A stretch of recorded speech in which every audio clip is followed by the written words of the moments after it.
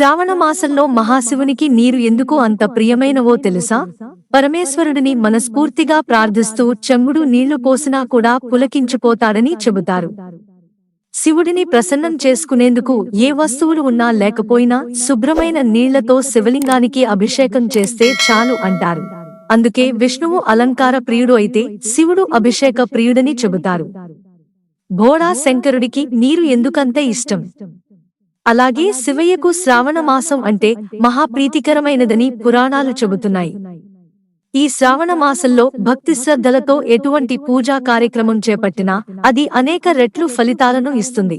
లయకారుడికి నీరు శ్రావణ మాసం ఎక్కువగా ఎందుకు ఇష్టం అనే దానికి సంబంధించి శివమహాపురాణం ప్రకారం 5 కారణాలు ఉన్నాయి. ఒకనాడు బ్రహ్మకుమారుడు శ్రావణ మాసం అంటే ఎందుకు ఇష్టపడతారని శివుడిని అడిగాడు. అప్పుడు శివుడు స్వయంగా ఈ 5 కారణాలను చెప్పాడు. మొదటి కారణం, దక్ష మహారాజు యజ్ఞంలో సతీదేవి ఆత్మాహుతి చేసుకుంటుంది. ఆ తర్వాత సతీదేవి పార్వతీదేవి అవతారం ఎత్తింది. పార్వతి పరమశివుని వివాహం ఆడేందుకు కొన్ని వేల సంవత్సరాల పాటు కఠోర తపస్సు చేసింది. ఆమె తపస్సుకు మురిసిన పరమేశ్వరుడు పార్వతీదేవిని పెళ్లాడాడు. శివుడు శ్రావణ మాసంలోనే అమ్మవారిని వివాహమాడాడు. అందుకే నాకు ఈ నెల అంటే చాలా ఇష్టమని చెప్పారట. రెండవ కారణం, దేవతలు, రాక్షసులు కలిసి క్షీరసాగర మథనం చేశారు. ఈ మథనంలో ముందుగా విషం బయటపడింది. ఆ విషాన్ని పార్వతీదేవి కోరిక మేరకు శివుడు స్వీకరించాడు. విషం కారణంగా శివయ్య శరీర ఉష్ణోగ్రత పెరగడం ప్రారంభమైంది. అందువల్ల దేవతలు అతనిపై చల్లటి నీరు పోసి వేడిని శాంతింపజేశారు. అప్పటి నుండి శివునికి నీరంటే చాలా ఇష్టం.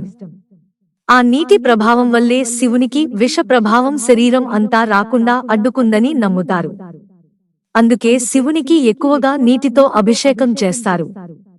మూడవ కారణం, చాలా ప్రదేశాలలో స్వయంభూగా వెలిసిన శివలింగాలు ఉన్నాయి. వాటిపైన ఒక కలశం వేలాడుతోంది. దాని నుండి నీరు చుక్కలుగా పడుతుంది. దానిని జలధార అంటారు.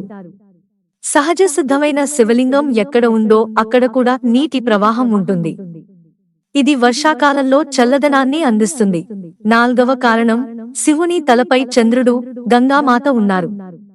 ఇది నీటికి సంబంధించినది. కైలాస పర్వతం చుట్టూ మంచు ఉంది. దాని చుట్టూ మాన్ సరోవర్ ఉంది. ఈ నీటికి చల్లదనం ముఖ్యంగా శ్రావణ మాసంలో పెరుగుతుంది.